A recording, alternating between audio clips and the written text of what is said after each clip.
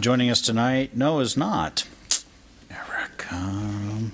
I would also like to introduce our excellent district staff, Superintendent Dr. Mary Lou Wilson, Chief Business Official Ms. Andy Stubbs, Chief Academic Human Resources Officer Mr. Christopher Heller, Executive Assistant to the Assistant Superintendent and Governing Board Ms. Erica Madrigal. We are delighted you are here this evening in person or viewing us on Channel 27, our YouTube channel.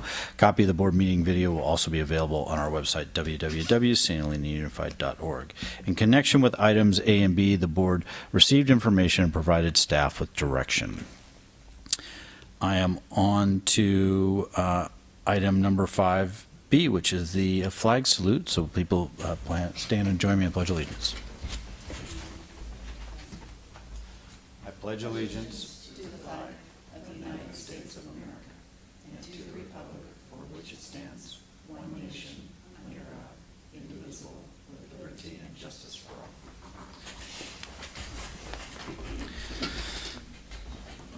We are on to item 6, which is public comment on open session items. Anybody wish? I don't see anybody coming forward. We are now to item number 7, which is a presentation on the English language learner progress at St. Helena Primary School. Miss Tamara Sanguinetti, thank you for being here tonight. My pleasure. Okay, this is kind of funky. Okay. I feel like this is, sorry. Good evening, everyone. I'm happy to be here tonight to share with you some information about our English language learners and the supports that we provide for them. Oh, hold on. Oh, is it this? Okay. This just kind of gives you a snapshot of the English language learner population at St. Helena Primary School. We have a total of 265 students. So the 94 students represent about 36% of our population are English language learners. And I'm not a big slide reader, so I feel like everyone can read, so, all right. Okay, I know that all of you are quite familiar with English language learner students in St. Helena Unified School District and all the supports that are provided to English language learners within the district.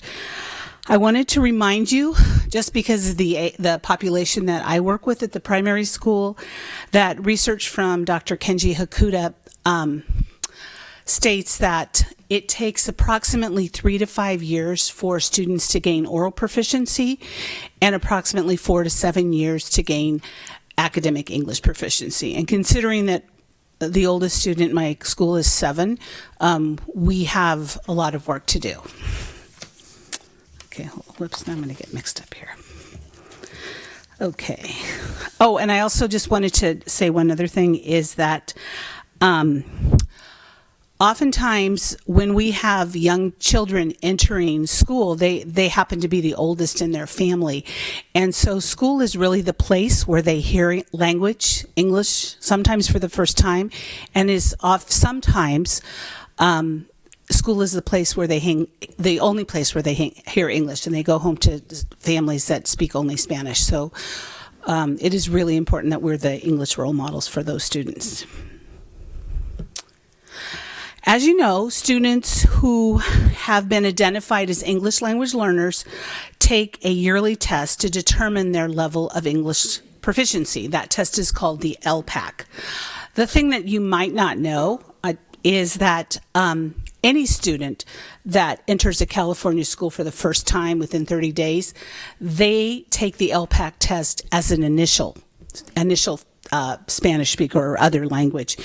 And so we have 30 days in that timeline to test them. So we start testing in the fall with our students that are entering TK or kinder. So these students are 4 and 5 years old when we begin assessing them. So I wanted to take a minute. Notice that I think everyone knows that I'm all about clip art. I really like fun pictures, but I chose these pictures for a reason. So we as a staff have looked at the kinds of questions that are asked on the LCAP, because I think it's important for us to know the target of where students are going and what they're expected to do to become English proficient speakers. So this is actually a released item from the LPAC, and it's a kindergarten released item. And this is under the section of listening. So I want you guys just to focus on these. They're calling them animals. So I want you to focus on these as I read the question as the test administrator would read it. So keep focusing on those animals. Okay. Listen as I tell you about some animals. You will hear the information only once. When I'm finished, I will ask you some questions. Animals find food in different ways. Bees communicate or talk to each other to find food. But bees do not use words to talk. Instead, bees dance to tell other bees how far away food is. If food is close, bees walk in circles. The circle dance tells other bees that food is nearby. Other animals do other things to find food. Not done yet. They smell with their antennae. Antennae are long and thin and found at the top of their heads. The antenna on top of their heads helps ants smell the way to food. Okay? Hold on to that information because I'm going to ask you some questions. 3 questions. One is, and I would read these aloud to the students. Why do bees dance? A, to show they're happy. B, to say hello to other bees. C, to tell other bees where food is. And then I'm not going to read each question, but you can see these are the 3 questions. And again, the purpose of sharing this with you and staff is to better understand the target of which just our kindergarten students are being. This is the target they need to meet to become English proficient speakers.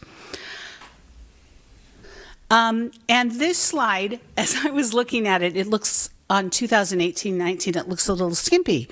And I wanted to just say that these are some new things that we started this year, but I also I left a couple things out and I wanted to address those. As you know, that's for a very long time, our teachers have been teaching integrated ELD to students all day long, as well as designated ELD. And that is a time where students at the same grade level are pulled out into small groups and they receive, and small groups leveled at their language level. And they are given instruction that is pertinent to learning the English language. And we also piloted an additional Spanish program this year with our kinder students.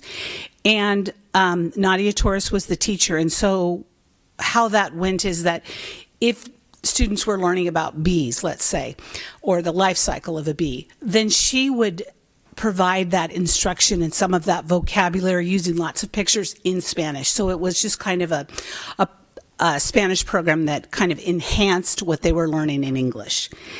And then I wanted to talk about 3 things on the list that we have planned for 2019-20 that I'm really excited about. And I'm happy, oh good, you did correct it. I was going to say we had 9 teachers attend the West Ed Summer Institute just last week, which I'm really, really impressed with and very excited for. And they came back so excited, and I got nothing but positive feedback, so I can't wait to hear more about it. The second thing I'd like to highlight is because of the work we did with West Ed during the school year, as well as this summer work, all teachers have committed to working 2 days during the summer to create, they're going to be using our Benchmark Advanced program, which is our English Language Arts, English Language Development program. And they're going to be designing units, but they're going to be focusing on both ELA and ELD, and they're going to be creating learning progressions and success criteria for every unit. And so it feels really good that ELD is no longer here, that it's side by side with English Language Arts. And the last item I would like to highlight is that on September 11th, the parents will be getting, all over the District of English Learners, will be getting the results of the LPAC. And so rather than, because this is the first time our parents are going to get this, some of our parents, because they're parents of young children. So instead of just handing these out, we are going to have a parent education night on September 11th, where we are going to invite parents to come. We are going to have their child's results for them. We're going to hand them their results, and we're going to walk through what those mean. Because even if you're not an educator, it's very difficult to read, whether it's LPAC or CASP. So we're going to take the time to have each parent talk to them about what those results mean as far as academics. And I think a really important part is to send them home with some things that they can do to support their child.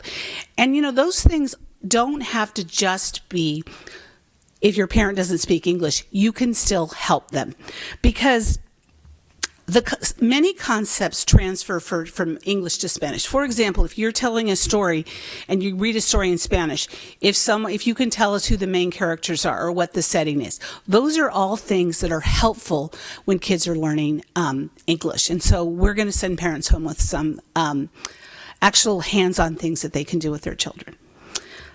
So that concludes my presentation. Thank you. And if you have any questions, I'm available to answer. I have one question. The grade levels that are going to work 2 days over the summer, do they do that independently, or do they actually come together? They are all coming together to, is my thing on or no? Yeah, okay. Yes. They're all going to be, all four of them are going to be working. So in fact, first grade is going to be working Monday and Tuesday of next week. Yeah, so what's also exciting, Lisa, is that the new teachers attended that training as well, so they're going to get a chance to work together with the teachers that have been here. Thank you. Yes, of course.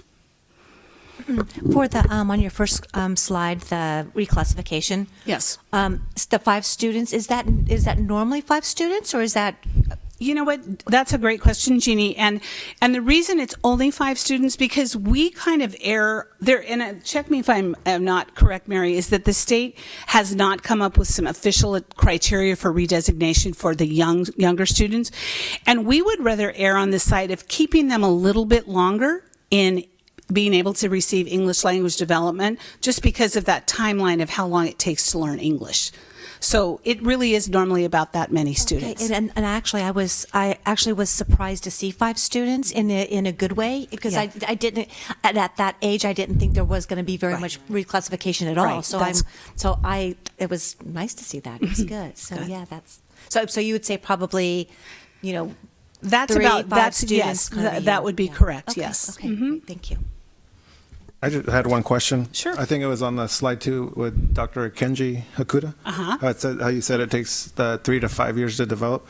So I guess my question is, is there any way of looking at students that are now would be in 2nd to 4th grade to kind of just evaluate their progress, Well, to kind of yeah, see how they're progressing? If they started out as kindergarten English language learners, to Right. kind of look at them.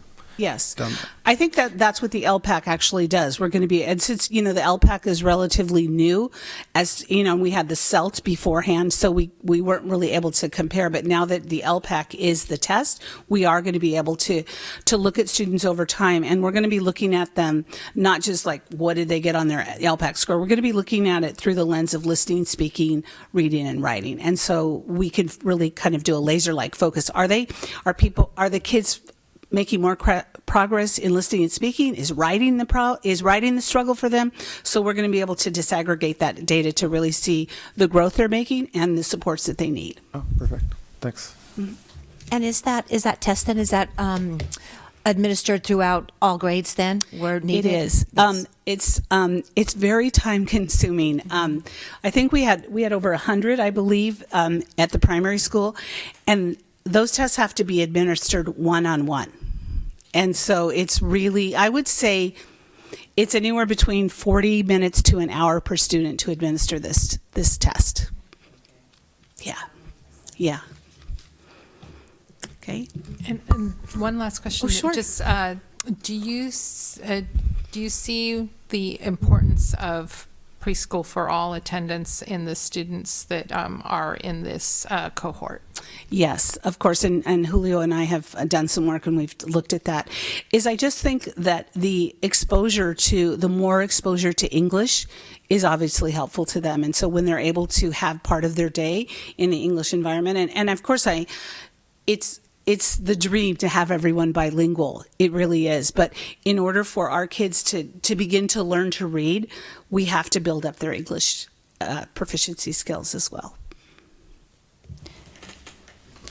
Tamara, if you could, when we were talking about your presentation a couple of weeks ago, you read the story about the bee and the ant, and then you asked me the questions, and I asked you how a English learner, and not English learner, English only student would respond at kindergarten, and you had a little bit of a commentary about that. And I thought it would be important for the board to understand. Yes, of course. Well, you can imagine, probably maybe 15 words in, people are done with hearing me. You know what I mean? Whether you speak English or not, it's just their ability to focus. It's going to be all over here, oh, I like your shirt. So, it's developmentally, it's hard. And I think you're absolutely right, Mary Lou. I think a lot of our English speakers would have, English only speakers would have difficulty taking and be passing this test, so to say. Thank you. Thank you. And since we kind of jumped the gun there with no public comment, would anybody like to make any public comment? I promise I'll stop you next time, and then we'll go that direction. So we're on to item number 8A, which is the wellness policy. This is a 2018-19 annual progress report. Just a reminder that this is a written report. And trustees, actually, is there any public comment? Trustees, any questions or comment on this written report? Go ahead. Oh, yeah, I just wanted to, you prepared the report, right, Andy? Yeah, I would say it's an awesome report. I like how you broke down each goal and you kind of let us know where each one is at, so that was very helpful. I think the other comment I had was, I think for the parent education is, and I know that last year it was, I think, primarily English presentations, but recommend if we could look for parent education events for next year, like a documentary or a speaker in Spanish. And I know we did that one, which was very successful, or that I attended and I enjoyed with, what was it? Consuelo. Yeah, so I think would be good to look into that. But aside from that, the report was very helpful, and I appreciate the breakdown of the progress. Thank you. I also agree that the breakdown was super helpful, so thank you very much. And I was thinking that it would be great, even though I know we have a wellness committee, I'm wondering at the start of the school year for parent groups, it would be maybe helpful to get this policy to and whether or not that can come from a site principal, I know it's posted, but I think as they start to think about things to do on their campuses, this really outlines guidelines, ed code, things like that, to help them understand why things are perhaps allowed to happen and why things cannot happen. Mm-hmm. So just a thought I had as I was reading it. And actually, that's a good point. Is this would be a great document for many parents to see, because they can kind of see where we're at with it. And this was something I was going to comment on, is where when we began the kind of the wellness committee and things, it was kind of just revolved around food and kind of the cafeteria and nutrition. And it's wonderful that we've added so many student wellness and mental health, and so I really I think that's wonderful, and this is really interesting information. I think people would be very intrigued by what's going on in that committee as well. Yeah. We definitely post it on the district website, but I appreciate the suggestion to try and really get it out to the sites, the parent groups. Thank you. Okay. We're on to 8B, which is the 2018-19 Food Service Program Review. This also is a written report. Is there anyone who wishes to publicly comment on this report? Trustees, any questions or comments? I just, even though she's not here, I just really want to commend Angela. I think it's amazing what she's been able to do. What I'm looking at is how many more paid lunches and paid breakfasts we're having. We're having thousands more.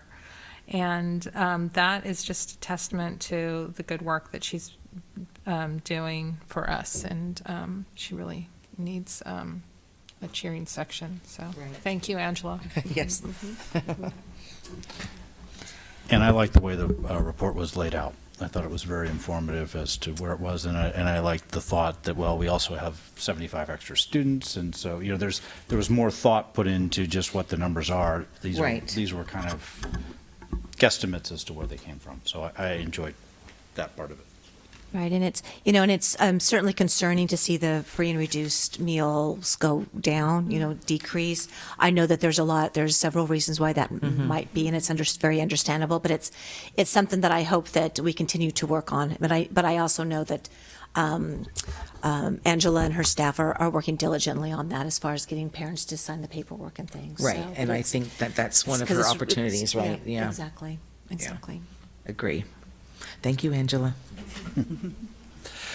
Okay, we are on to item number 8C, which is a review of the superintendent subcommittee assignments. As the trustees all know, we've had a couple changes out there proposed by a few people. Dr. Mary Lou Wilson, why don't you let everybody else know what's going on? Certainly.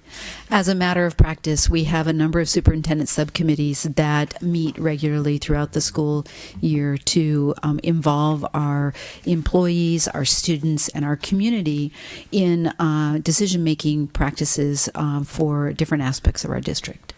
As a part of those subcommittees, I always invite 2 board members to join me and staff on those committees so that there's an opportunity for a board to not only give input at the committee meetings, also to provide input here at the dais during board meetings when decisions have, when information has gone to a committee and perhaps a recommendation is either being made or not being made.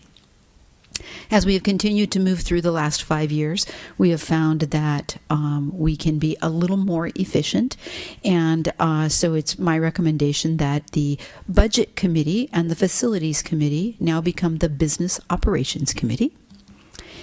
And that we remove the St. Helena Preschool for All as a superintendent subcommittee meeting, and that we align the LCAP Strategic Plan Parent Survey title to really what we are calling it, which is the LCAP Steering Committee. So it is now our opportunity, trustees, for you to consider the committees that are on the screen. I would suggest, if just by way of notes for yourselves, the board policy, business operations, Monrovia, equity, climate, and culture, curriculum, technology, and innovation, and wellness will have 4 meetings, a minimum of 4 meetings during the school year. The LCAP steering committee meetings will number in a minimum of 6. And then student discipline would be as needed, school calendar would be as needed, and county representative would be as needed.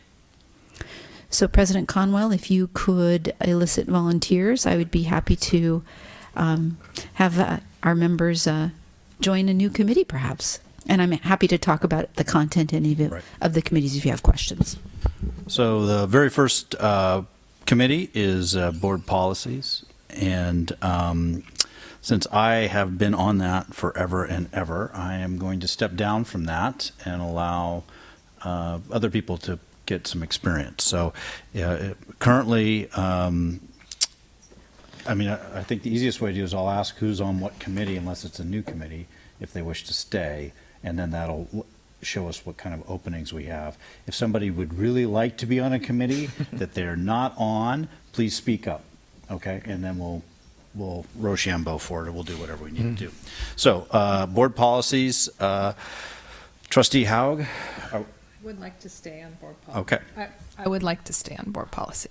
Okay, so it sounds like we have an opening for 1 slot on board policies. Is there anyone who's interested to be on Yes, that? I would be interested in sitting on that. Okay. Excellent. I think that's a great choice. Now we're on to, so we've got 2.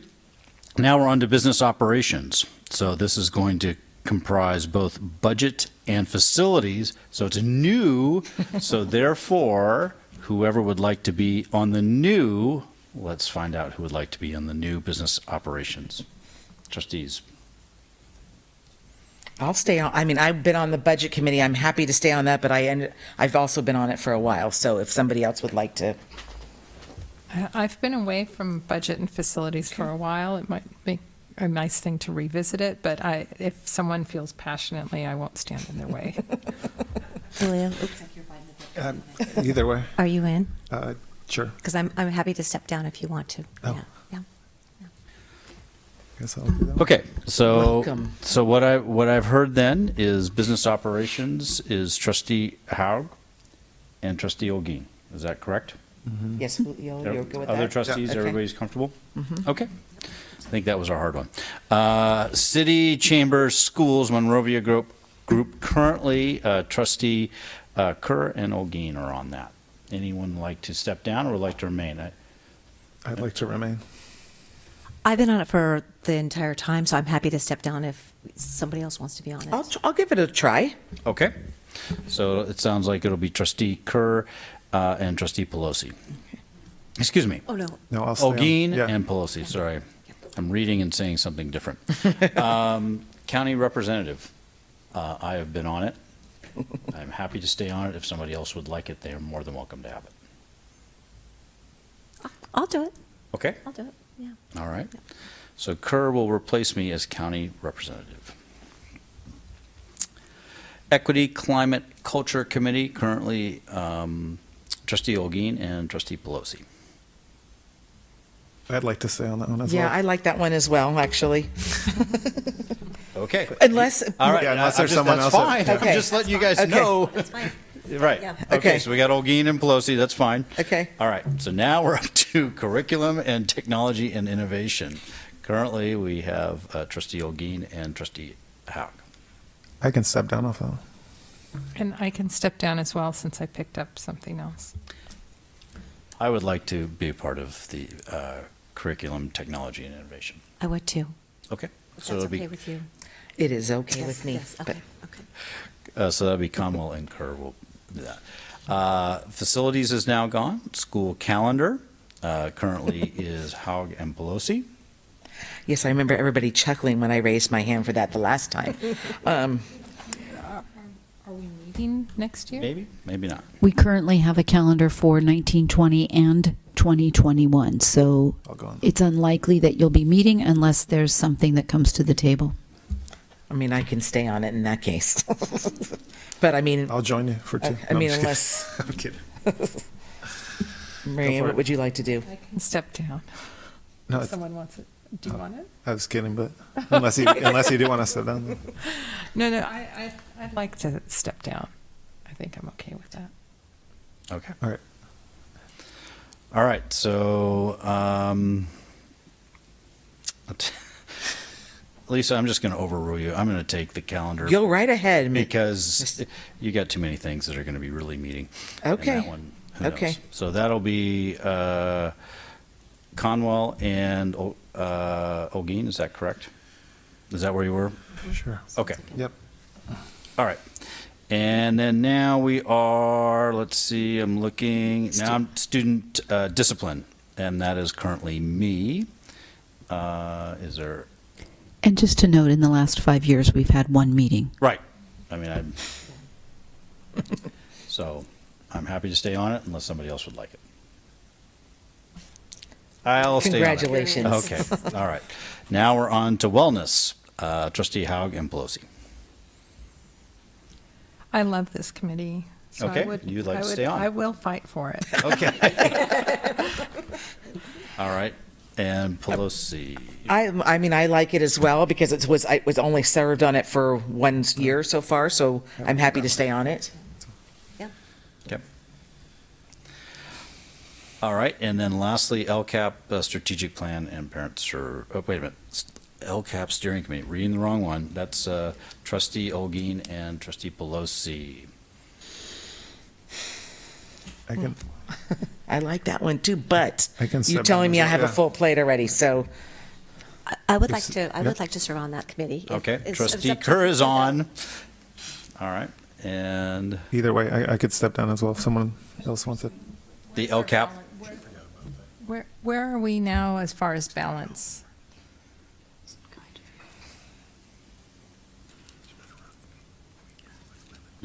Board members have either 2 or 3 at this. Oh, Trustee Pelosi is on 4. 7.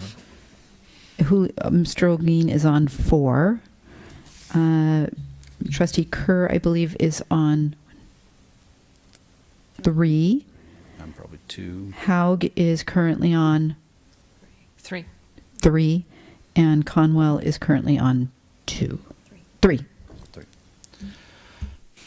So, all right, I heard LCAP, steering committee, trustee Kerr. Yes. I'm in. I'm committed. And I'll do it too. Okay. Okay.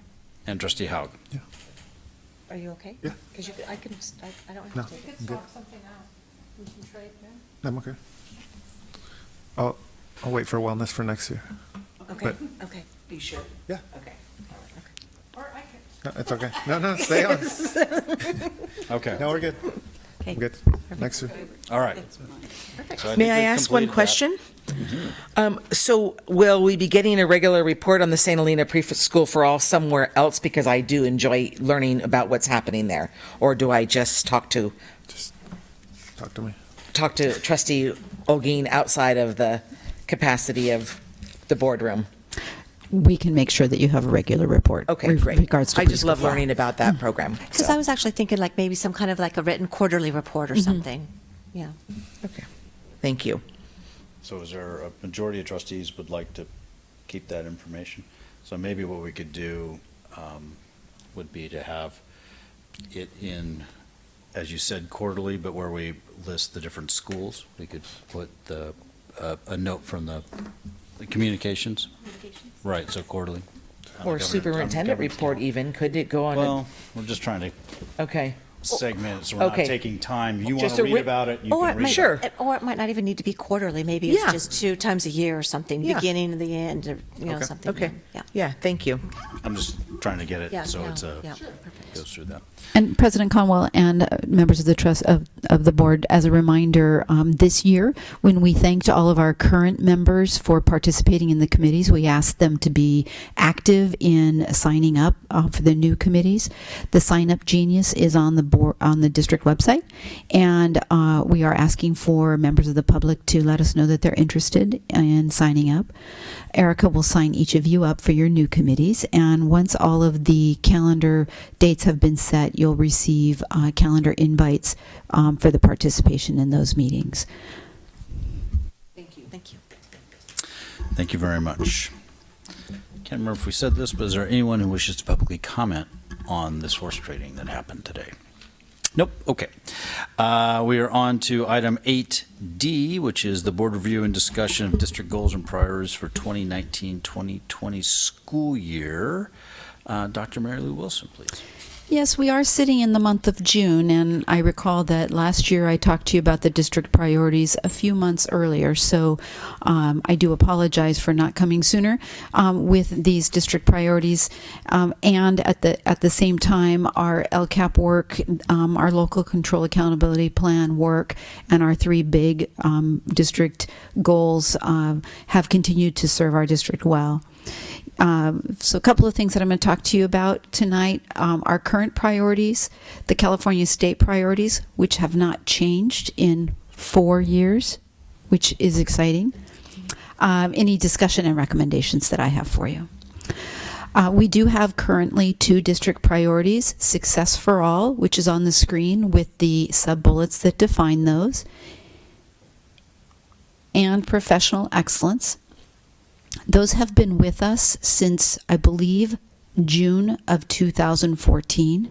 You highlighted or identified those 2 areas as priorities prior to me joining you in the district.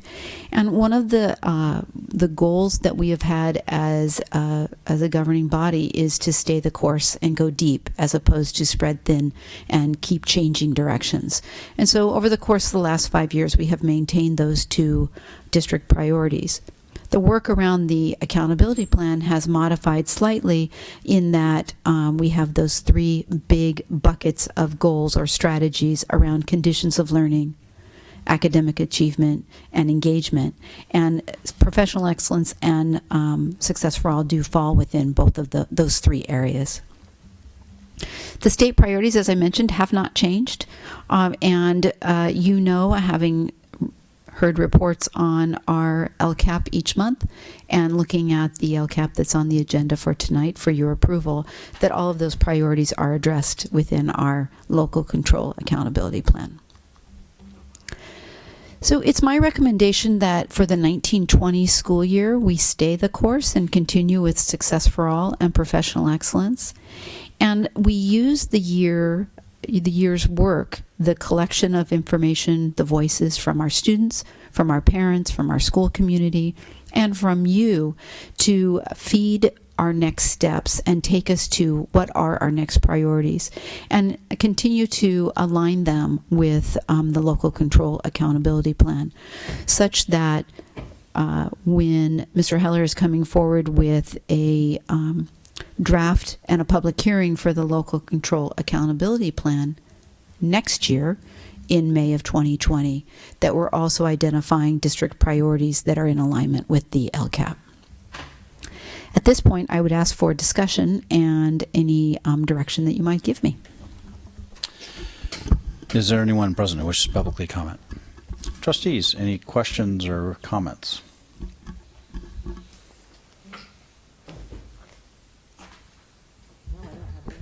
No, so just I guess it's a comment. So it sounds as though we'll be re-looking at our LCAP. It's a 3-year LCAP, so it will be coming out, renewing it again then in the 2021 year. Is that correct? Correct. Right. Okay. And it's likely, it's possible that we would continue with those 3 conditions of learning as the overarching goals, and we may identify different priorities that we want to emphasize. Recently our priorities have had areas around English learners. You've heard reports all year on English learners. That falls under Success for All. We've had priorities around ensuring that our schools are safe, warm, and dry. That falls under Success for All. So it's likely that we'll have those 3 conditions of learning, and we may hear about new priorities that we want to focus on and determine if Success for All and Professional Excellence continue to serve in that capacity or if there is a recommended change. And I guess my thinking was to stick the course for this year, but then next year be open to possibly changing the course to better align with our LCAP. It might make it easier talking points if we are in alignment in some things, around those 3 bucket areas. And so I'm very much in favor of keeping what we're doing for this year, and let's just talk about it over the course of the year and kind of develop a strategy along with the LCAP as it morphs.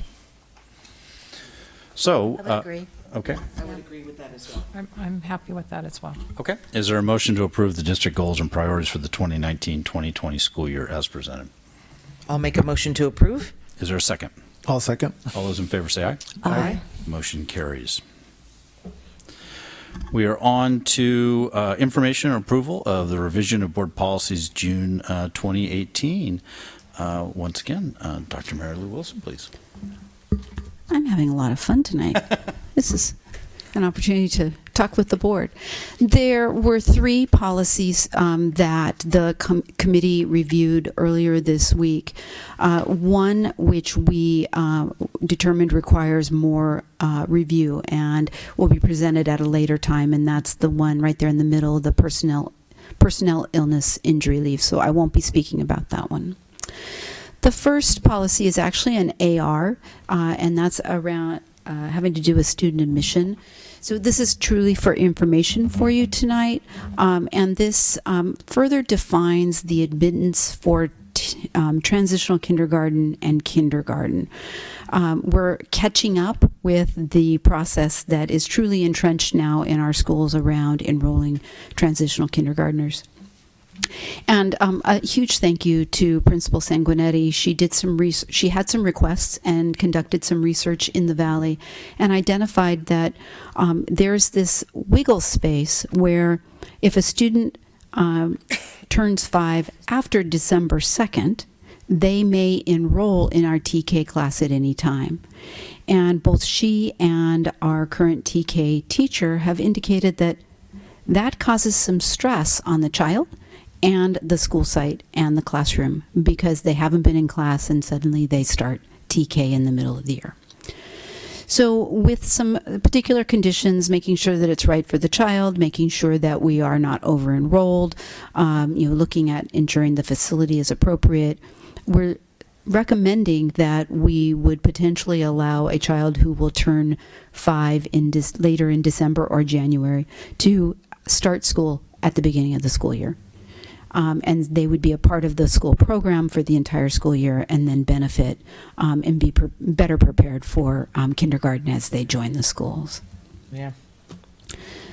That is the major recommendation and change in that one. And as I said, it's an AR, so it's information only. Wanted you to know about that change and also our community. And if anyone has any questions, they really just need to contact either Mrs. Sanguinetti or myself. Either one of us have this one pretty well in understanding. Do want to make sure that you understand that we will be looking at enrollment, and we're using our district of choice enrollment cap as a guide at this time as far as how many students we would add to the TK class. And the last one. So I just have a Just a question. minute. We're going to go through everything them all. first and then go back. The last one is a board bylaw around student board participation. And you'll recall during the December CSBA conference, I attended a session where they used a different process to bring on a student board representative. In the past, we have used a popular vote where high school students are voting for who would be the board representative, not knowing what that means or what it's about, and limiting that student's potential ability to participate in other activities. The Placer Unified School Union High School District used an application process and a committee interview of any potential students, and found it to be a much more robust and interesting process that the students were very invested in. I took the process to Principal Cinto and Madeline Brazil, our activities director, and also to Sammy Rabin. And the three of them read through this process and really believed that it was the best next step for our student board representative. So pending this change to this bylaw, which is an action item, we would move forward with bringing on a student representative who has been interviewed, who's applied and been interviewed, and has shown enthusiasm and energy towards being a part of our board. And at this time, I'm happy to answer any questions. Is there anyone who wishes to publicly comment on this agenda item? Trustee Haug, sorry. Did you want to make a comment, sir? Back on the other. I was just looking at the AR 5111, and it seemed a little unclear to me. A child on a case-by-case basis who reaches 5 after the date listed above. So, but isn't it the dates listed above because it's from September through December 2nd? Or is it referring to the September of the date above that? Do you understand? Oh, I'm sorry. Paragraph right below where it says CF 61701. Right. I'm just unclear what dates were. I kept reading it over, and I was unclear what date it refers to when it says the date listed above.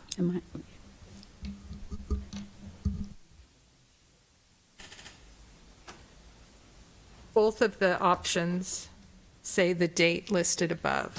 And if you look above, you'll see that there is a date listed above having to do with kindergarten, and there's a date listed above having to do with transitional kindergarten. Yes. So is it dates or date? Well, when we're looking at transitional kindergarten, we're only looking at the date for transitional kindergarten. When we're looking at kindergarten, we're looking at the date for kindergarten. Oh, it's two different things. And see how it says TK underneath in that. So I think that first paragraph is referring to TK. So it would be the But date. TK is a running dates. isn't it? It's September 2nd through September. Do you see? So It's just would a it read it's clearer to agreement. you if we added an S? Yes. Okay, thank you. I'm pleased you'll be joining the Board Policy Committee. I have a question on the board policy 9150. What was the reasoning for shortening the term from 2 to 1 years? That was to provide options, and so as Ms. Brazil and I discussed, our goal would be that the student would serve on the board for 2 years, and if it wasn't a match for the student, that they would have a graceful exit. Okay. And if for some reason our board members felt that it wasn't a match, we would have a graceful exit as well. Okay. And truly, the goal is that it would be a 2-year term. Thank you.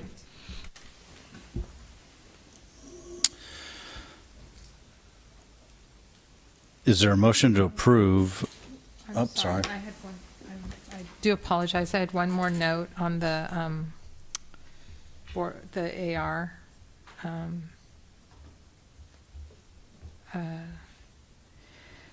So there, and I'm just because this is what we have to submit all the time, and it's actual the evidence of child's age is not what we have always submitted, and it is the certificate of counselor birth abroad, and that's what we always use instead of a birth certificate because we don't have a birth certificate in English.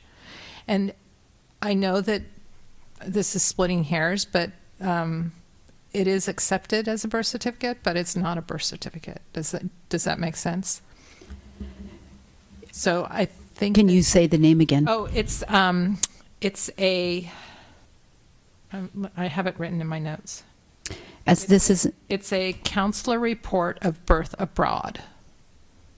A U.S. counselor. It's a U.S. document given out by the embassy where a child was born, an American child was born. And Eric and I will take a look at the ed code and make sure that that is in alignment. I think that it is. I just thought that because that's what we've turned in every. Thank you.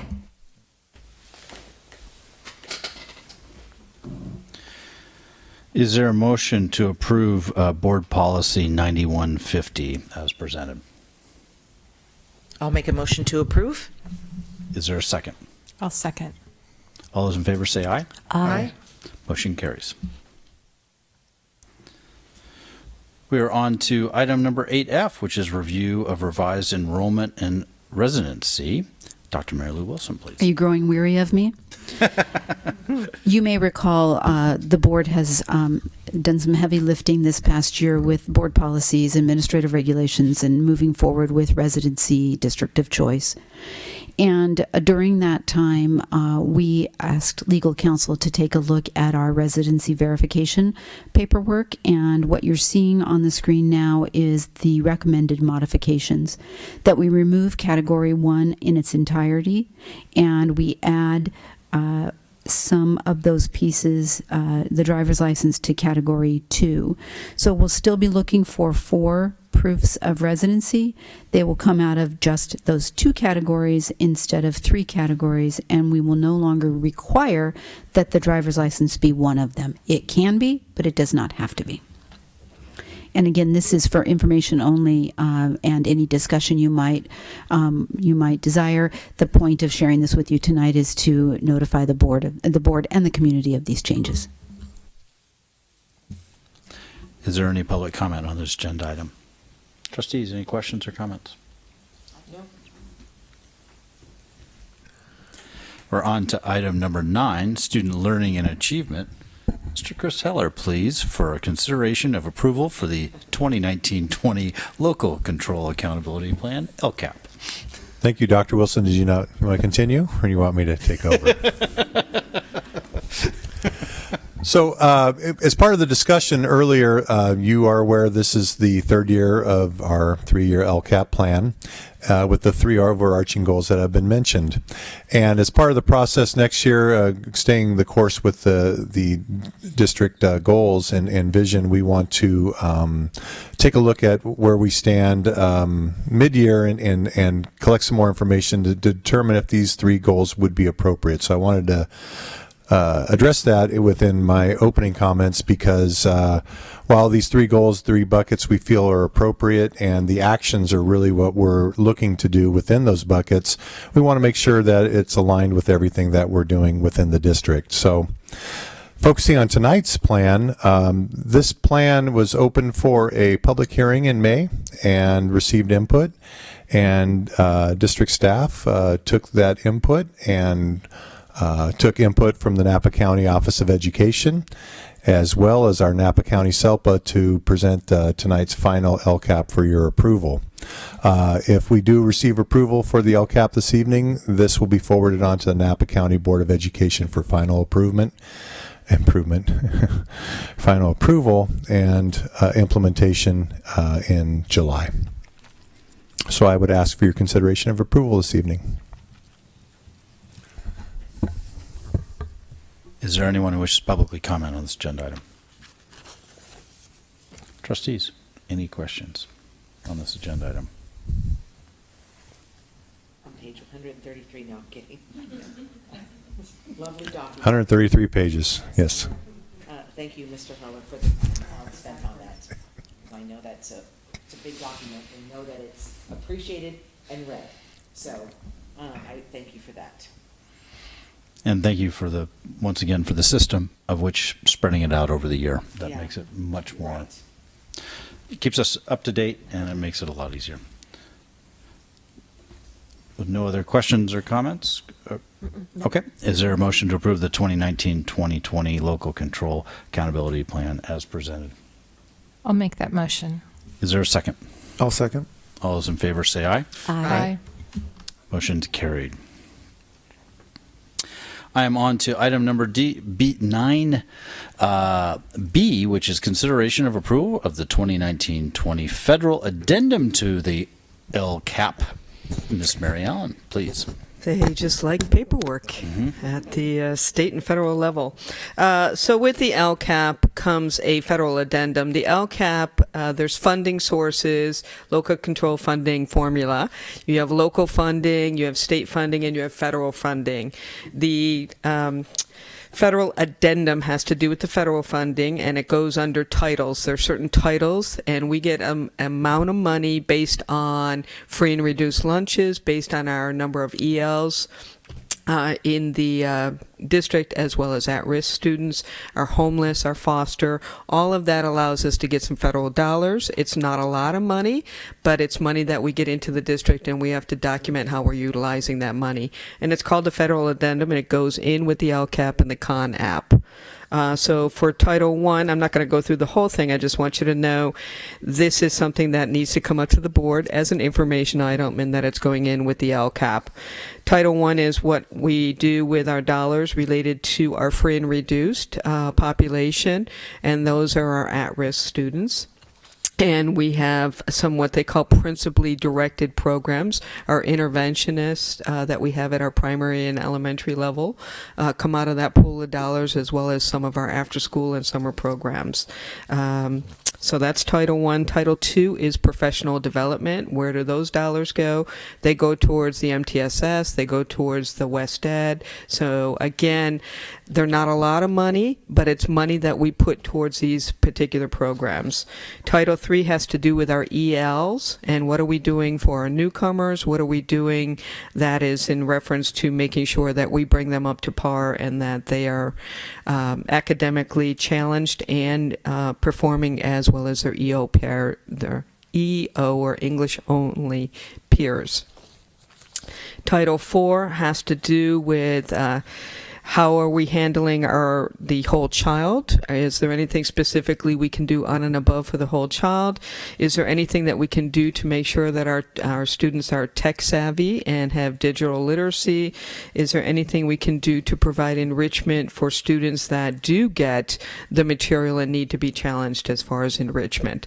So you have in front of you just a report on what we will be utilizing these dollars for. Thank you very much. Is there anyone who wishes to publicly comment on this agenda item? Trustees, questions or comments? No, other than I really appreciate the breakdown very nicely and delineating where the funds are going, so thank you. You're welcome.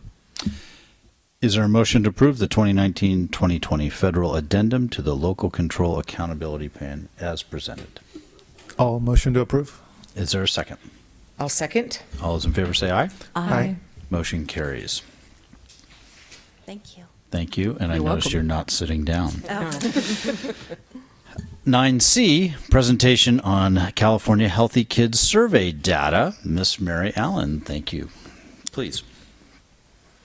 So we perform or administer the California Healthy Kids Survey every October, and we administer it in grades 4th, 5th, 6th, 7th, 8th, 9th, and 11th. So in front of you, and we'll go through each slide, you have just a small synopsis of all the information that's in there, and then you have in another report backup documentation as well. So what we did this year for Mr. Heller and myself is that we wanted to align it specifically. This, again, we use multiple measures, but this is just one measure we put a lot of emphasis on as far as what are we seeing from the kids' perception side. And so we decided to go ahead and match this up with specifically how it aligns with the LCAP. So that's what you're going to see tonight. So the overview, the presentation will focus on key responses from the Healthy Kids Survey, the recommended actions in the LCAP that address what we're seeing in the Healthy Kids Survey, and the actions listed in the PowerPoint are embedded in the Local Control Accountability Plan. What's so nice, and I just want everybody to know, is that from the site level with the strategic plans all the way to the LCAP, all the way to the federal addendum, all the way, everything we do is in alignment, and it wasn't this way years ago. So it's really very, very smooth and very clear, and it's nice. So the first slide you see is the school connectedness, and it gives you a 3-year review of that. I want you to note that even though it looks like it's gone down, keep in mind that those questions underneath that scale are all the questions that go into that scale. It takes one of those questions to bring that scale down. I can tell you that our kids feel happy at school. I can tell you our kids feel safe at school. The question that brings the element down on this one, when I was breaking it down and they give us each question individually, is I feel like I'm a part of this school. So kids will interpret that different ways, and that was a lower score, thus in turn brought the total score down. So just so you understand how it reads. So when you see School Connected, it's all of those questions together. On the race and ethnicity, this has been an area we have been focusing on over and over. 50% of our population is Hispanic, and the other 50% is Anglo, and we do have a few mixed races in there. And we do see that our students with the same questions, when we break it down with race, we do have a discrepancy there. So that is a focus under stakeholder engagement that we want to look at continually. Our recommended actions are to continue to solicit student voice. This is in the LCAP. Continue to build positive behavior interventions and supports with restorative justice and responsibility-centered discipline. Really that, to give you layman's terms, is we need alternatives. We need to help our students understand what are the rules, but also what are the alternatives to suspension. How can we help out? What can we do? Really look at the whole child. Action 5 is develop a plan to appreciate diversity and build upon cultural competencies. And then action 6 is increase the number and frequency of parent feedback. We always want as much parent feedback as we can get, as well as student feedback. And the next we're looking at is in reference to school performance. Percent of students who report high expectations by adults in school, most of the time or all of the time, and you can see this. And you would expect to see it go down as you move up in grade level. But this is something we want to make sure that our students know that, we do have high expectations, but we certainly want to support you in the back end of that. So supports for learning, a percent of students who report agree or strongly agree that the teacher and other adults work hard to help me with my schoolwork when I need it. This is an area that we had gone down in 7th, 9th, and 11th grade, and something we need to look at, and the principals will be looking at that, because as they're developing their strategic plan, it will be looking at this data to figure out what's going on and how can we help in this particular area. Actions in the LCAP continue to improve academic performance for all students in math with all of the interventions and flexible math support, professional development, the after-school, before-school, and after-school tutoring, and our personalized learning platform, which is Edmentum.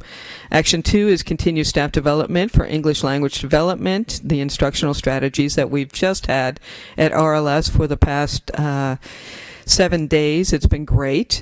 Summer school, ELD curriculum, be glad. Ms. Sanguinetti didn't discuss that, but that has to do with our instructional strategies, actual strategies that teachers can utilize in reference to guided language acquisition. Action 6 is continue the practice to students will receive support and intervention needed to read at or above grade level. And we do utilize Lexia, Read 180, System 44, and we do see some wonderful results with those programs.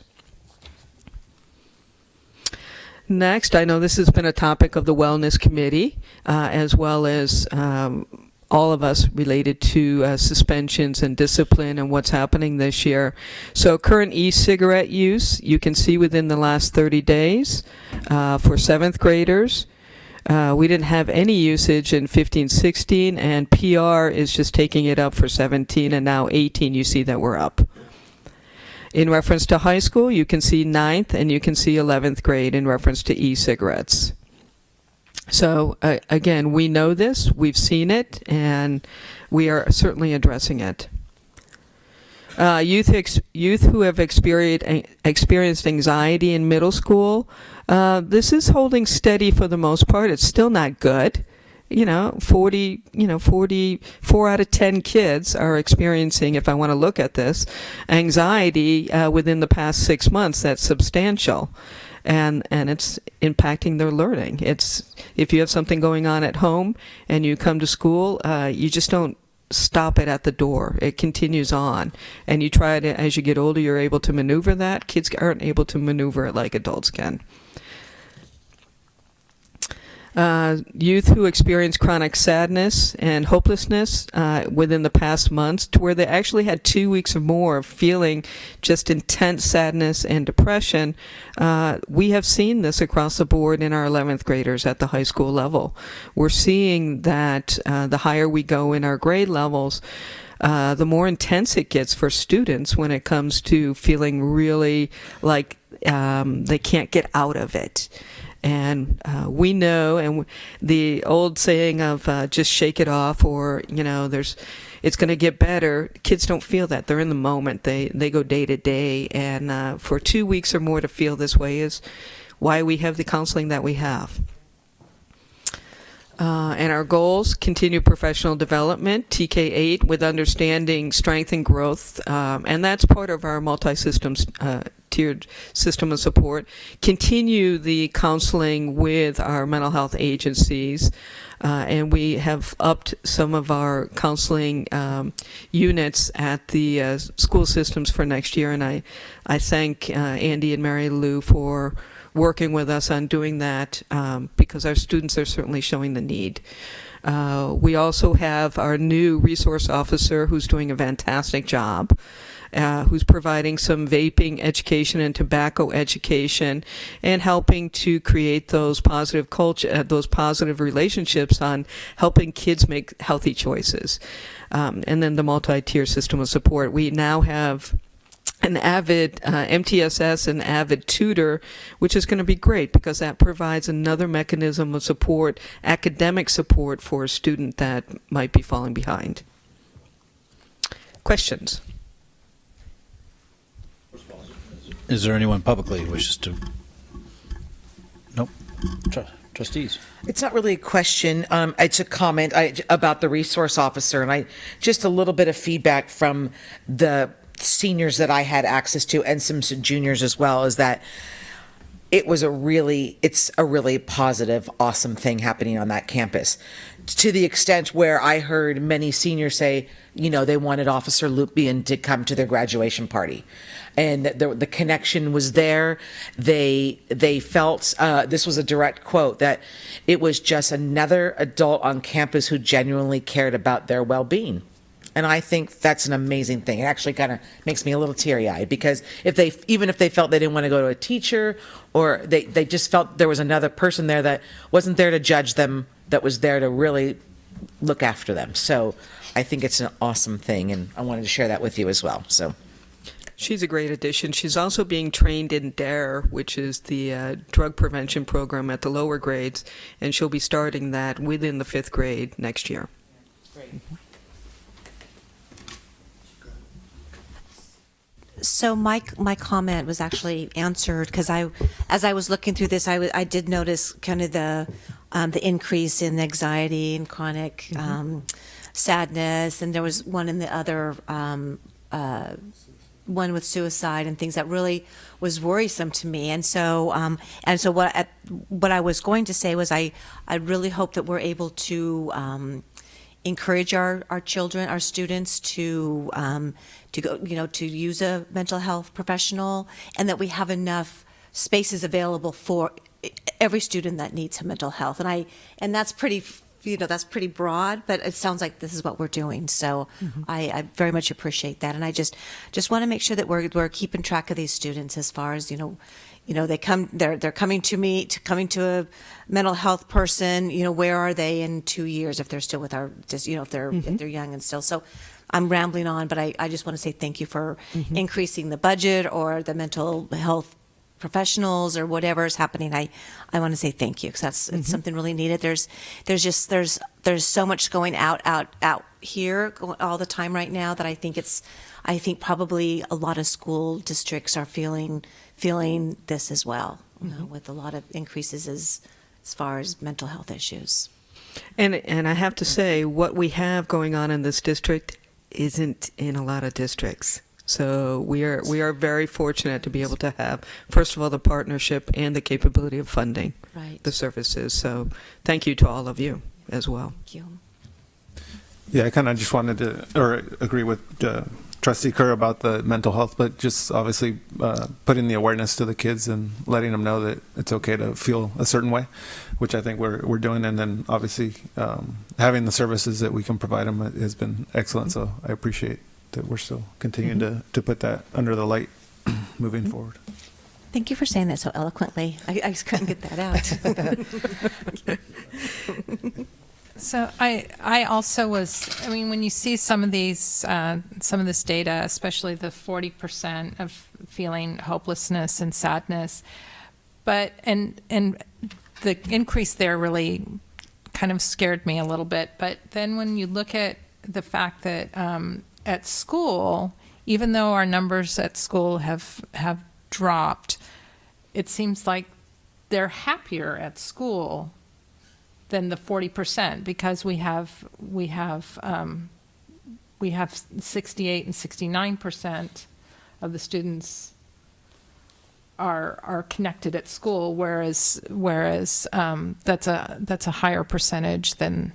Do you understand what I'm saying? Is that school might be the place where they do feel they belong for a lot of these students, and we just have to make sure that we're providing the wellness programs that we already are, and I think that we have a lot of great partnerships.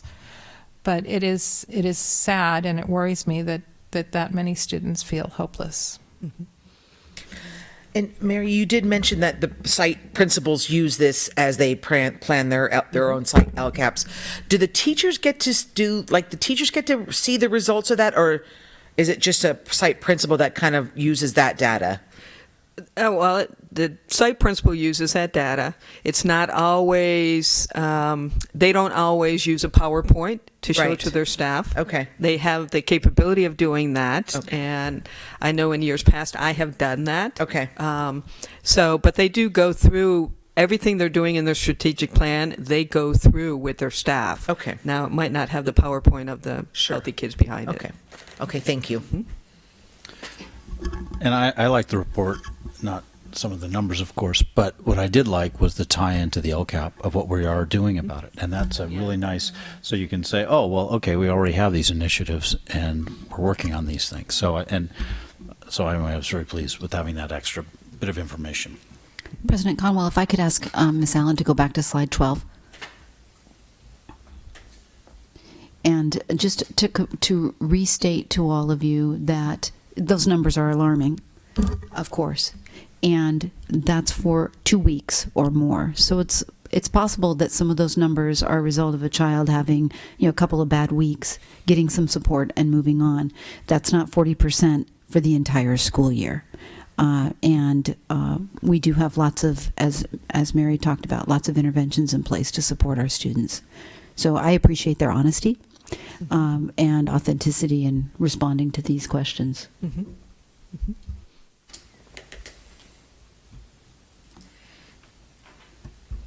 Any other trustees, any other questions or comments?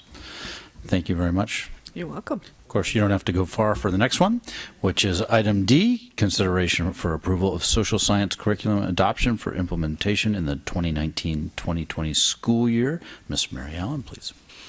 So we have had our textbooks, our history and social science textbooks up for public review for the past 30 days, and now it's coming to the board for actual approval for the implementation in the 2019-20 school year.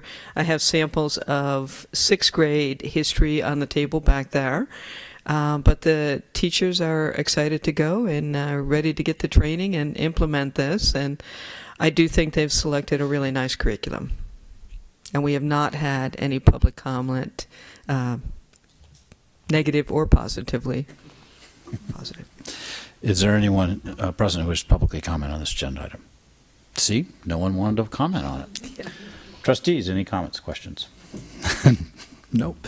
Is there a motion to approve the social? I just want to make a comment. I'm sorry. I want to thank the selection committee and all the pilot participants. It does. It takes energy because they have to redesign their curriculum to match up with what they normally would be teaching at that time. They will be teaching, but they have to use a new set of materials, and it's blended now, which history wasn't blended, meaning online and hard copy. So now it's blended. So it's tricky for them, and so thank you for saying that. Mm-hmm. And I usually don't have any comments on this, only because I trust and I value our professionals in making their decision, and I don't feel that it would be my place to say otherwise. So that's my comment tonight, is I trust their decision. So. Thank you. Is there a motion to approve the social science curriculum for adoption as presented? I'll make that motion. Is there a second? I'll second. All those in favor say aye. Aye. Aye. Motion's carried. We are on to item 9E, which is a written report on the St. Helena Unified School District Biliteracy and Golden Merit Seals. Is there anyone who wishes to publicly comment on this agenda item? Trustees, any questions or comments? No. Yeah. Oh, I just wanted to congratulate those students in both the biliteracy and the golden seal. Just looking at some of the requirements, I was like, wow, that's pretty. You have to be pretty consistent across the board for 3 years. So congratulations to those students. And there were several languages involved. Is that not correct? In reference to the seal of biliteracy? Yes. So it wasn't just Spanish, yes, we had French as well.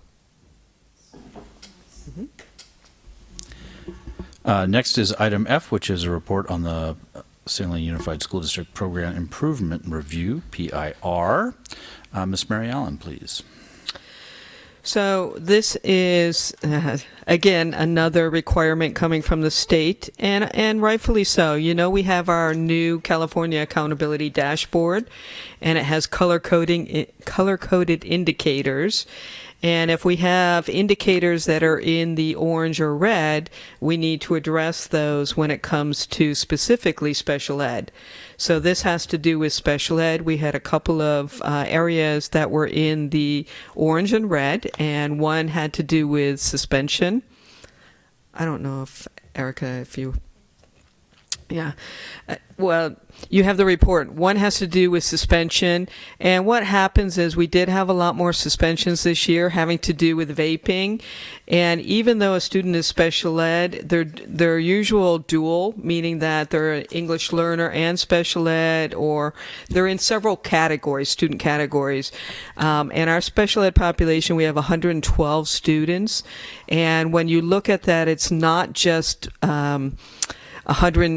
10 students. It could be one student getting suspended 10 times. So when you're looking at that factor. So we did have a higher number than usual. So we have to address that as far as what are we going to do differently with suspensions.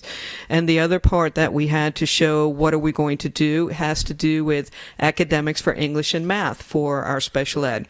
And this is not our severe special ed, what we call our SDC classroom, but these are our mild to moderate that have some sort of learning disability going on or a speech disability going on, that we are in the orange and we have some lower numbers and they didn't increase, and what are we going to do about it? And so that's what this plan is, and it goes forward to the county SELPA, who thus in turn sends it to the state as far as what's our action.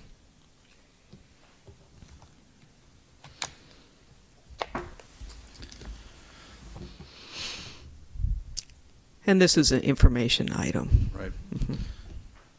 Thank you. Mm-hmm. Is everybody back up, or I'm still kind of down. unblocked? Down. Okay. That's what I wanted to make sure. It was an information item, so now we are on to 9G, and please speak up if I'm doing this wrong. But we have a written report on enrichment programs. Is there anyone who wishes to publicly comment on this agenda item? Trustees, any questions or comments about this agenda item? I don't have my notes because I put them on my board docs, but I do seem to recall there was a request for parents for foreign language enrichment.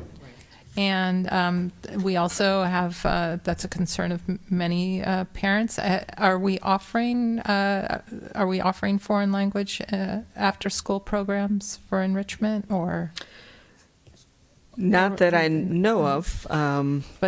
But we could look at that in the future. Mm-hmm. We certainly could. That's what hit me, is maybe that would be a low-hanging fruit that we could really meet a lot of needs, because the more students are exposed to a foreign language, the faster they'll learn, and then we're preparing our students for when they're taking foreign languages later.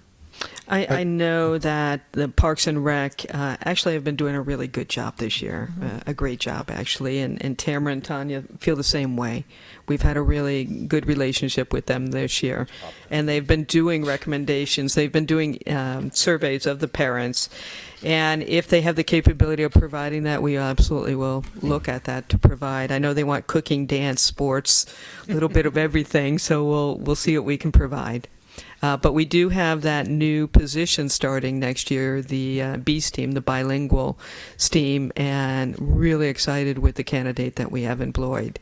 And I think so you're going to get some in-school extra Spanish as well next year. So anything we can do to increase Spanish is good, or foreign language.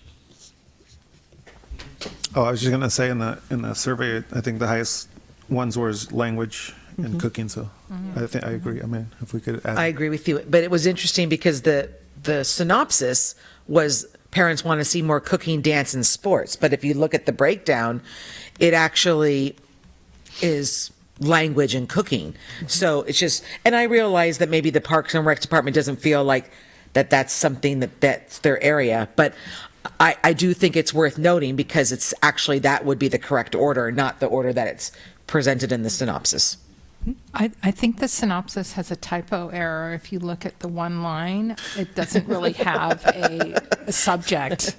And I think that's what I think it's supposed to be foreign. That's the way I read it. Their unaddressed line is actually foreign language. Well, I do understand what you're saying. The green line, when you come down. No, you're right. I was going to ask that as well, that it's blank. So, but if you look at the breakdown above, this says language classes, so it is pretty high, so. I agree with what you're saying. Thank you. I think the participation looks great. Yeah. Been doing a great job this year, yep. Yeah. It was really nice to see those numbers. Those were great. And they've continued on during the summertime, so they are running our STEM camps this year, and we just held one last week, and we had 22 little ones in our STEM camp, and then we'll have another one in August. Right. That's fantastic. Thank you. Thank you. We're on to item number 10, Human Resources. Consideration of adoption of Resolution 18-28 and Resolution 18-29, elimination and reduction positions for classified employees. Mr. Chris Heller, please. Yes, thank you. Each year, the district evaluates our current staffing and makes projections for the following school year based on student need for either new or continued staff adjustments. The resolutions that are placed before you this evening show this process, and the districts evaluated the need for, in the first resolution, to reduce an hour of student supervision at RLS that was not being fulfilled in the manner that it was designed, and so we felt that this position would need to be eliminated. And in addition, within special education, we've had a need to reduce 2 of our 3 paraeducator 3 positions, and this is due to a lack of work in the positions to serve students with high medical needs. While we're asking for a reduction in the para 3 position, they will return to positions as paraeducator 2, so there is no staffing reductions. We are not reducing staff to where they will not have employment, but rather we're changing the classifications based on the need for work. So these resolutions have been negotiated within CSEA, and as I said before, the employees will still maintain employment within the district. So these resolutions are roll call votes, and I would ask that the board entertain these 2 resolutions for approval. Thank you. Is there any public comment on this agenda item? Trustees, any questions or comments concerning both of these resolutions? Is there a motion to approve the adoption of Resolution 1828 and 1829 as they were presented? I'll make a motion to approve. Is there a second? I'll second. At this point, I'd ask Dr. Wilson to do the roll call vote, please. Thank you. And you'll recall that if you are in favor of this, you'll respond with aye, and if you are opposed, you'll answer with no. Trustee Olguin? Aye. Trustee Kerr? Aye. Trustee Pelosi? Aye. Trustee Haug? Aye. Trustee Conwell? Aye. Motion carried. That takes us to item number 10B, adoption of Resolution 18-31, consent to teach. Mr. Chris Heller, please. Yes, thank you. The board may be aware that sometimes in the summertime it's difficult to find qualified teachers in all areas to teach during the summer months. So tonight, this resolution is placed in front of you for consent to teach for summer school for an employee to teach out of their credentialed area. This employee does have enough coursework to be considered for the consent in the particular field of English language development, and with approval, these classes will begin on Monday. So I'd ask for your approval. Excellent. Is there anyone who wishes to publicly comment on this agenda item? Trustees, any questions or comments? Is there a motion to approve the adoption of Resolution 18-31 as presented? I'll make that motion. Is there a second? I'll second. All those in favor say aye. Aye. Motion carries. We are on to item number 11, which is the consent agenda. Is there any items at which trustees would like to have pulled? No. Is there any public comment on the consent agenda tonight? Trustees, any questions or comments? Is there a motion to approve the consent agenda? I'll make a motion to approve the consent agenda. Is there a second? I'll second. All those in favor say aye. Aye. Aye. Motion is carried. We are on to item number 12, business and operations, request for approval of contracts over $25,000. Ms. Sandy Stubbs. Thank you. We have a few for you to consider this evening. The first is with Consolidated Networks, and this would be for the purchase of some additional security cameras. In the past, we've purchased some for the high school and for the elementary school, and this evening we would seek your approval to purchase kind of the final phase so that we've got good coverage across the campus. And these have been very useful. We found it at both the high school and the elementary school. And so we would encourage you to consider approving that one. And then the next two contracts are with Calistoga Joint Unified and Howell Mountain, respectively, and these would be renewals of our annual MOU to provide special education services for students from those schools, and we are going to increase that fee by approximately 3% to cover expenses. The next would be with the City of St. Helena for the after-school enrichment program that we talked about a little bit earlier this evening, at that same level of $30,000. And then the next contract is for painting at the elementary school. The board may recall that we had some 3 bids which we rejected because they were all over budget. We did receive another bid, and then after reviewing all those with legal counsel, we're able to bring this one forward for you to consider approving this evening. The classrooms at RLS and a few classrooms at the high school we're going to paint in-house this summer. And then the next contract I'm very pleased to bring you. This is with Zoom Services. Zoom specializes in special education, in student transportation, and particularly with special education. And so Zoom would then provide special education transportation for students residing in our district who attend non-public school placements as part of their individual education plan. And the cost with Zoom is about 15% less than if we were to continue a contract with Napa Limo for their taxi service, and about 25% less than if we were to try and do it ourselves with hired employees and so forth.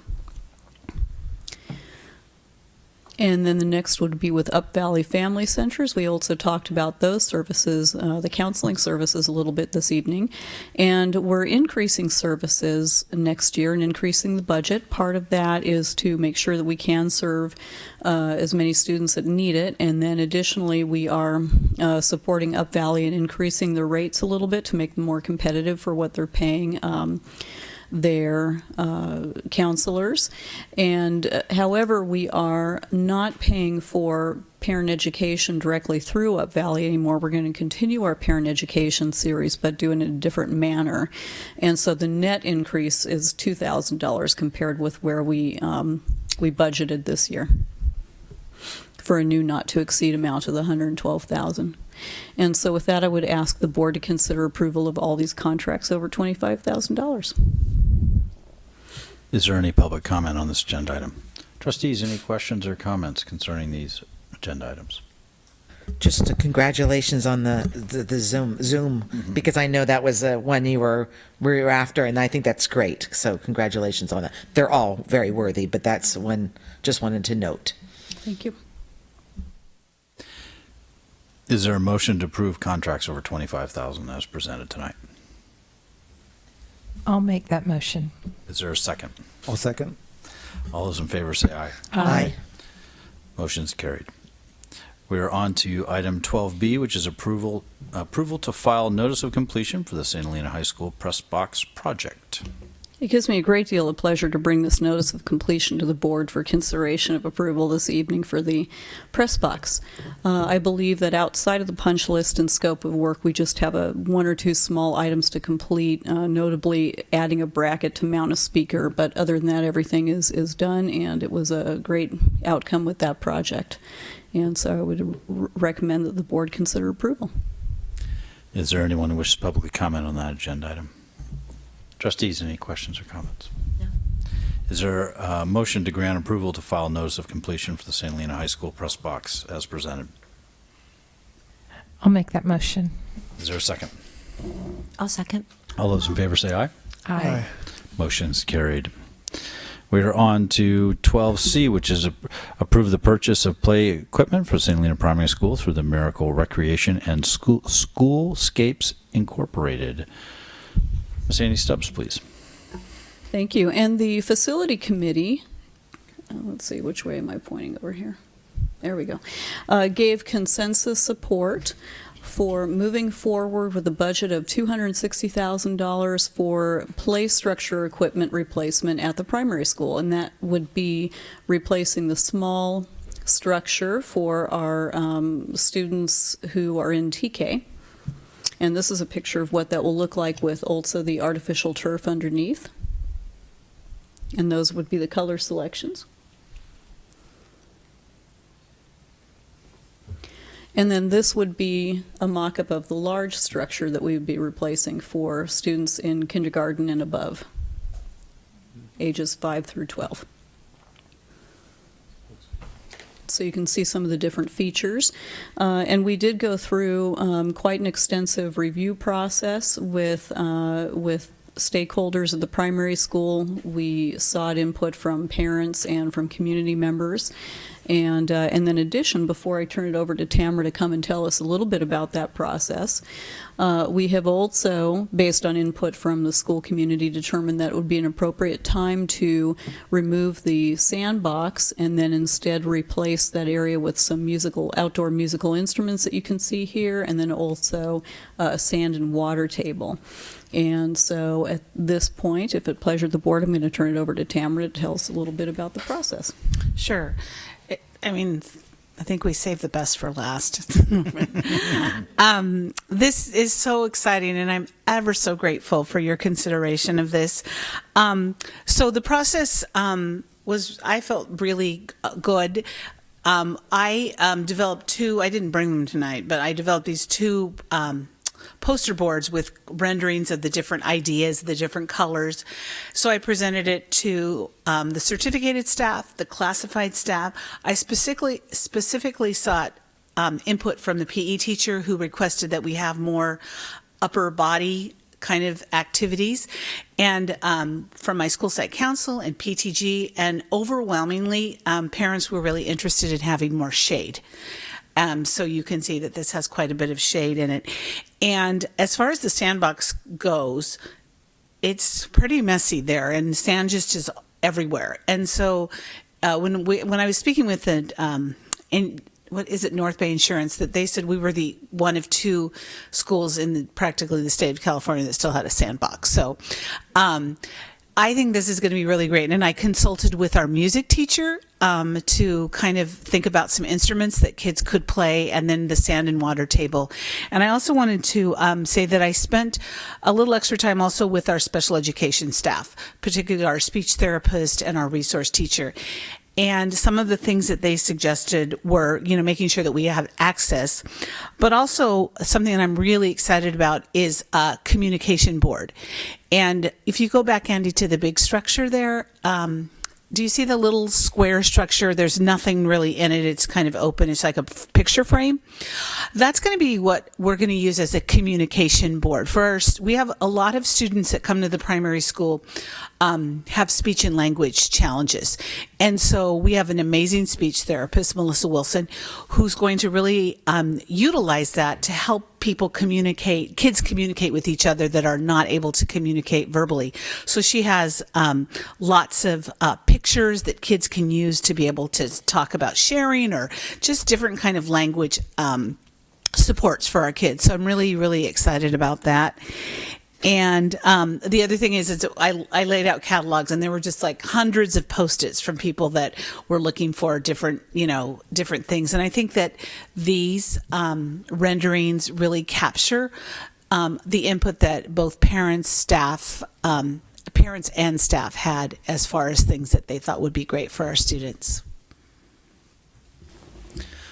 Thank you. Is there any public comment on this agenda item? Trustees, any questions or comments? Did you ask the kindergartners if they approved? No, I know that's part of the thing to ask people what they want, but it would. I'll tell you, Julio, that it would be a different answer every day. I know, right? Yeah. Every day we would have a different answer. So I think we were first we were a little like disappointed because it was going to take longer than we thought. But in talking with Andy, I think it's going to be so exciting. It's going to be the big recess activity to be able to watch this structure be erected. I think they're going to go nuts for it, and I'm actually excited that it's going to be not started until school starts. Did have one question. Is it in the same locations where or is it? Yes, this is where the big structure is, and the other one is where the small structure is. And you'll notice that we're going to be wood chip free, which my custodians are really excited about. And so underneath that turf, there's a foam which meets the legal requirements for the drop zone. So that'll be it'll not only be beautiful, I think it'll be much safer and a lot easier for upkeep. You'll also save a lot on Band-Aids. Oh, you missed your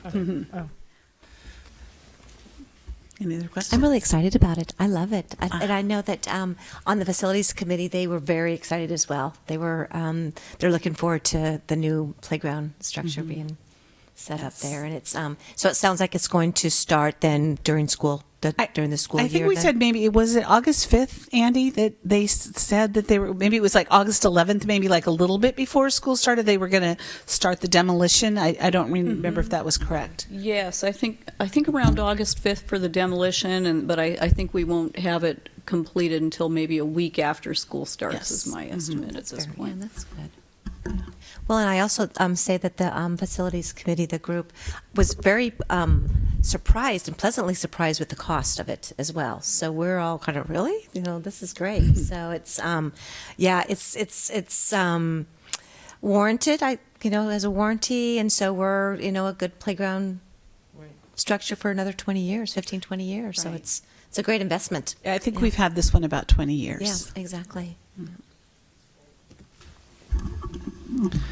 And so nice the way this process worked than our previous elementary school one. So, with all that being said, is there a motion to approve the purchase of play equipment for the St. Helena Primary School through Miracle Recreation and Schoolscapes Incorporated as presented tonight? Go ahead. I'll make that motion. Is there a second? I'll second. All those in favor say aye. Aye. Motion carries. We're on to item 12D, which is review and consideration approval of the 2019-2020 original budget report. Ms. Andy Stubbs, please. Thank you. I'll give Erica a minute just to post that presentation.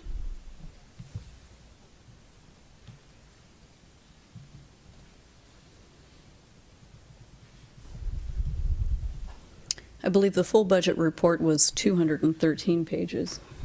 A little bit more than the LCAP, but they work together in tandem, the two documents.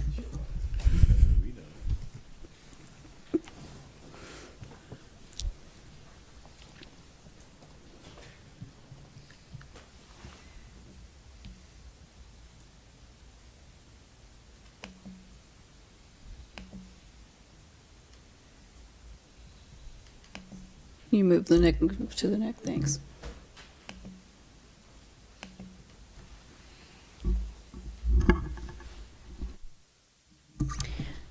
The last time the board saw the budget was during the May board meeting when we had the review and the public hearing. And so since the May presentation, we've just had a few changes that we'll talk about today.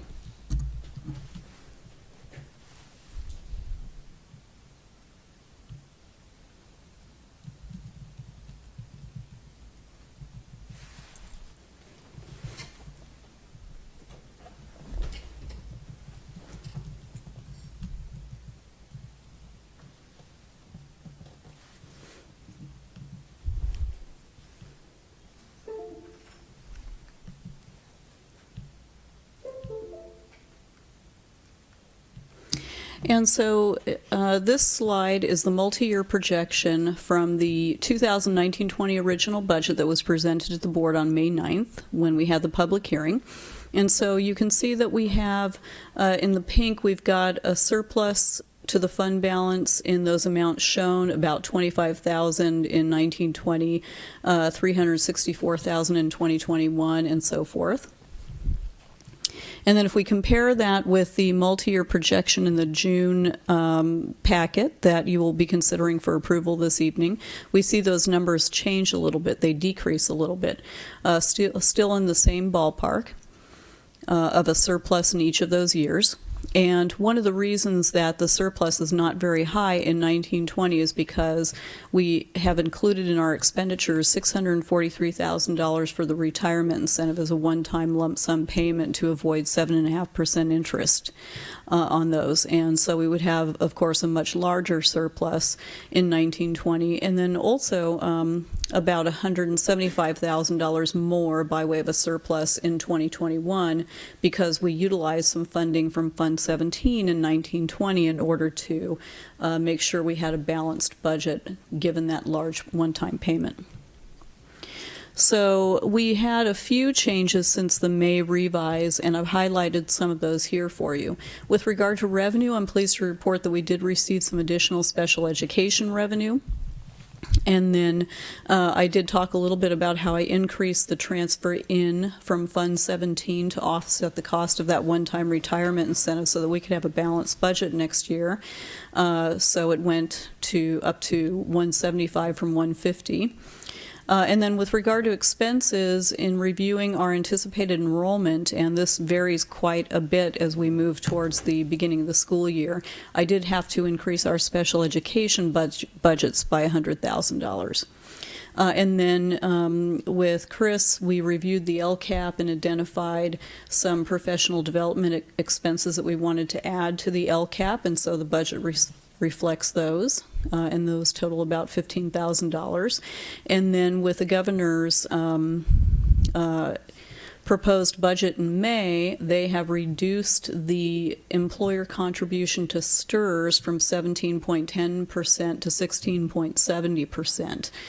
So the state is trying to provide school districts with some relief from those ongoing STRS and PERS increases. This is just for STRS, however, and so the May revise reflected the earlier amount of the 17.10%, but now with our June adoption, we have made that adjustment, and so that has reduced our expenditures by about $60,000.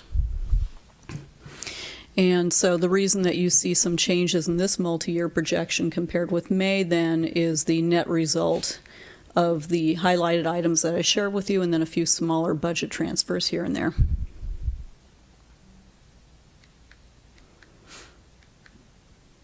And so with that, I would ask if the board had any questions and encourage you to continue to consider approving the 2019-20 original budget. Thank you. Is there any public comment on this agenda item? Trustees, questions or comments on the agenda item? Just to thank you for always keeping us informed throughout the year and making it so manageable for us. Thank you.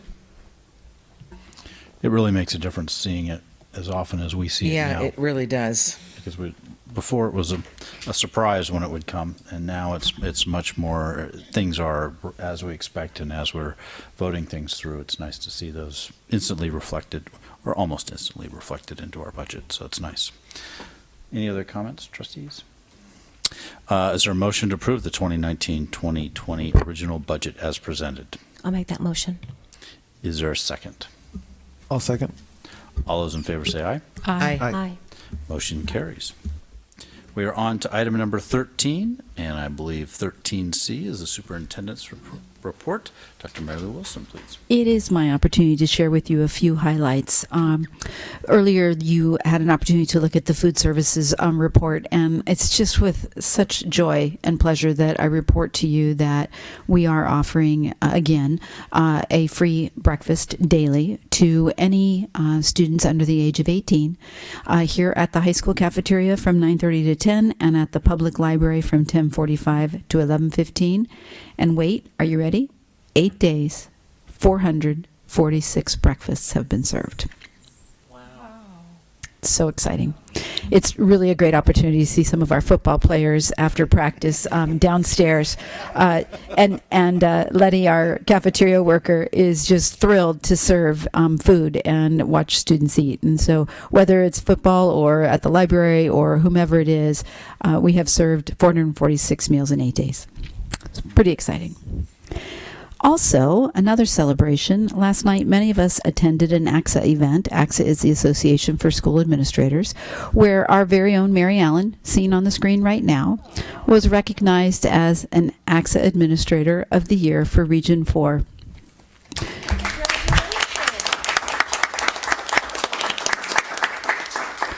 And we like to celebrate for as long as we possibly can. So congratulations, Mary. Well deserved.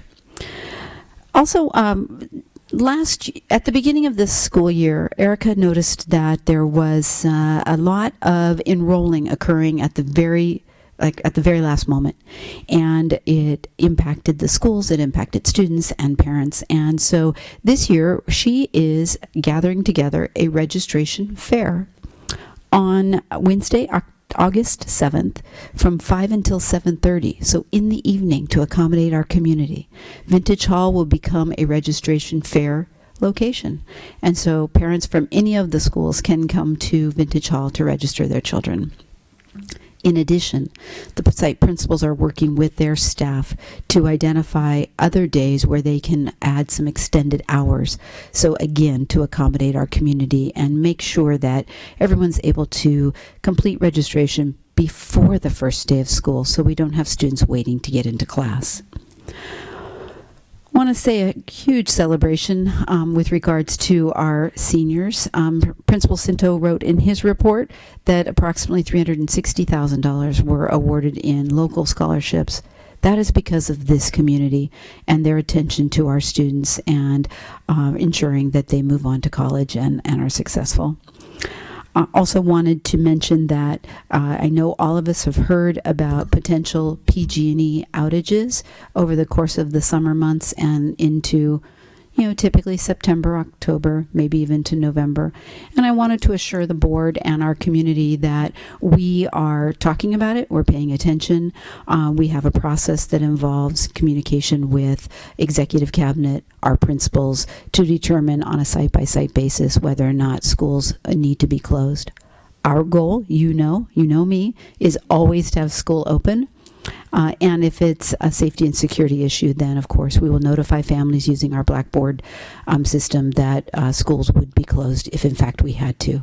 Also wanted to give a shout out to Mayor Ellsworth, who called me today to let me know that the city is talking about the power outages as well. And there's an upcoming meeting that Director of Facilities and Aquatics, Joe Perez, will attend for us to learn a little bit more about the community as a whole, because power outages do impact everyone. So more to come, if in fact we have more to come. And finally, this is the close of our 18-19 school year. And so congratulations to all of you on another successful school year. And I look forward to seeing you again very soon in 1920. Exactly. Thank you very much. We are on to item number 14, which is future agenda items. As you can see, we have a list there for our August 8th meeting. So we'll know how the registration fair goes, because it'll be the next day. So that'll be exciting. And trustees, anything they wish to add or talk about for a future agenda item? Yes, President Conwell, I would like to add an item for the August agenda, please.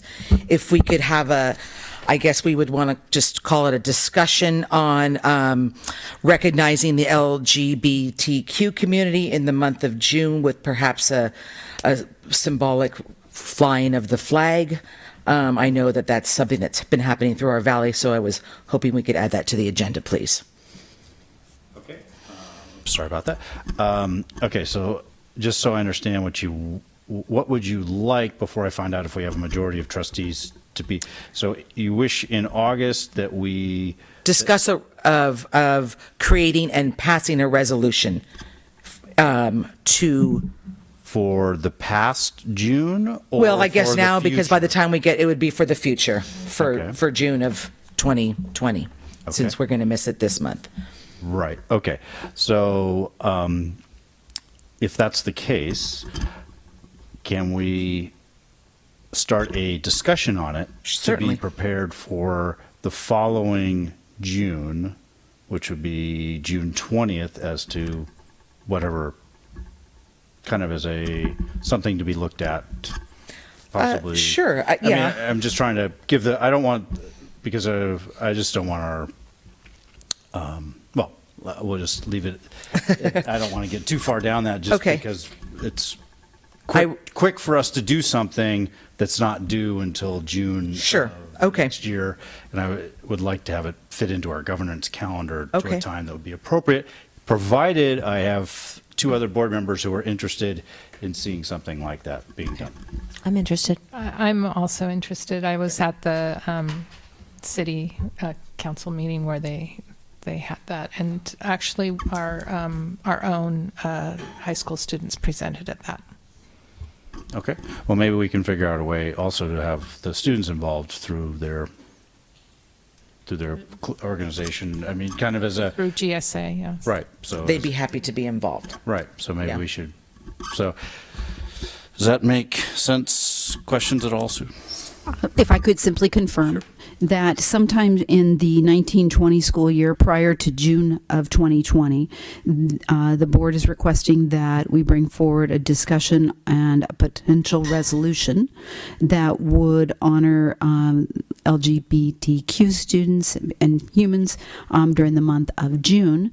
I heard potentially a flag, and then I heard a resolution. So do you want Within more the resolution, discussion? it could include the hanging, flying. I don't know what the correct of presenting the flag, like the city is agreed to do. So again, that perhaps evolves in the discussion of the conversation.